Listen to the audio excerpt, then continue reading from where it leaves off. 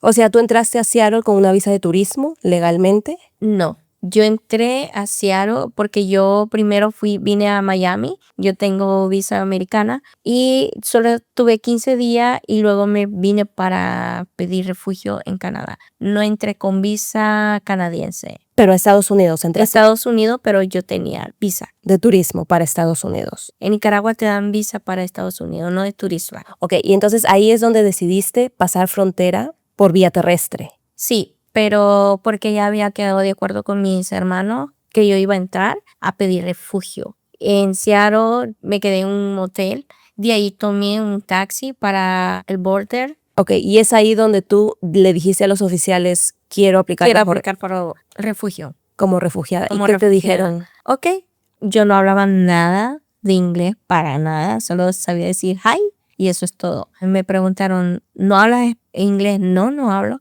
Ok, te vamos a conseguir un traductor y así solo síguenos. ¿Tienes familia aquí? Sí. ¿Lo podemos llamar? Claro que sí. Y llamaron a mi tía, y una de mis tías fue la que llegó, pero yo estuve ahí desde las 11 de la mañana porque te entrevistan, te hacen montones de preguntas. ¿Por qué viniste? ¿Por qué te cruzaste? ¿Por qué motivo quieres estar acá? ¿Qué te llama la atención estar en Canadá? ¿Cómo piensas que Canadá te puede dar refugio?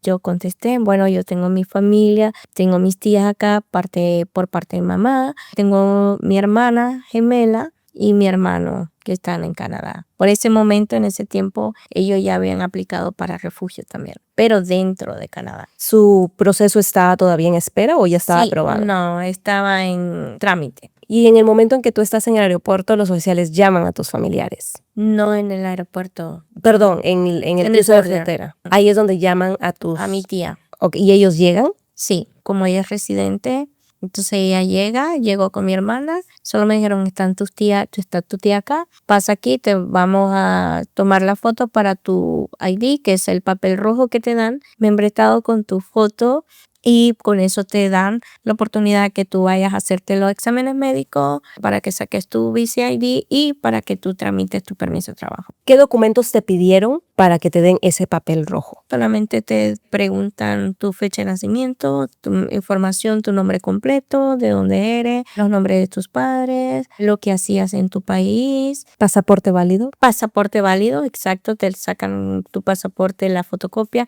pero te quitan tu pasaporte. Toda documentación que tú hayas traído o que traigas contigo cuando tú viajas o pides refugio, te quitan automáticamente todo. Le queda migración. Porque tu pasaporte o tu ID es el papel rojo, con eso tú sacas todas tus credenciales dentro de Canadá para que tú puedas trabajar, poder ir al médico, etc. Tú decidiste Canadá, me imagino, porque tenías familiares ya dentro del país. Sí, y porque mi hermana ya tenía su niño y yo lo quería conocer. Ahora, para las personas que no saben o que están escuchando este podcast, cuando tú aplicas bajo refugio, mencionas que te dan un permiso de trabajo. No, con el papel que te dan, que es tu papel rojo, como a todos los que piden refugio, a través de eso te dicen, con esto tú vas y sacas tu ID y puedes aplicar acá en Canada Revenue para tu permiso de trabajo. Es decir, en ese tiempo te daban una tarjeta, no como ahora que te dan un documento. A través de eso tú buscas trabajo. ¿Y por cuánto tiempo estás disponible a trabajar o por cuánto tiempo es válido ese permiso de trabajo que te aprueban después con el papelito rojo? No, pues tu permiso de trabajo te dan un tiempo determinado que lo dice ahí. ¿Cuánto tiempo estuviste trabajando después de entrar a Canadá como refugiada? Cuando entré, empecé a trabajar de limpieza. Limpiaba bancos, el Royal Bank, ICBC y un Bank City. Yo lo limpiaba con mi hermana, pero yo era cash. Trabajé en los caballos, caminando caballo, en la Hastings, en el Tracts.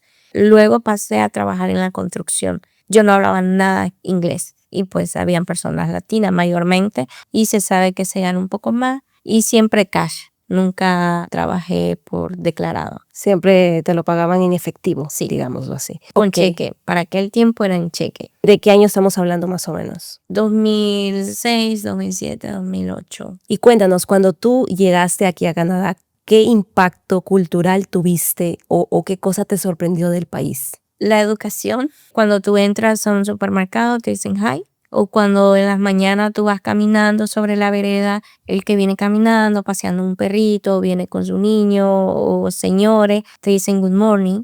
Es algo que no se acostumbra en nuestros países realmente. Cuando tú vas al súper o a hacer algún mandado, cuando te dan las compras, te dicen gracias por venir. O al entrar a un lugar te dicen, ¿te puedo ayudar en algo? Es algo que realmente no lo veía en mi país. Estamos hablando también de hace más de 20 años. Sí. ¿Tú consideras que ahora el Canadá al día de hoy es parecido al Canadá cuando tú recién llegaste? De persona hoy hay más que cuando yo vine. Antes era un poco más tranquilo. ¿En qué sentido tranquilo? Muchos conflictos del tiempo de cuando vienen saliendo a trabajar, el pegón de los buses, mucho tráfico. Era más tranquila la Más vida. tranquila la vida. ¿Y había muchos latinos como ahora? Porque ahorita hay No, bastantes. ahorita hay demasiado, por eso te digo, antes lo que había más, mirabas más eran canadienses, pero ahora es demasiada cultura latina, sobre todo mexicano, hondureños. No conozco muchos nicaragüenses, pero sé que hay nicaragüenses acá.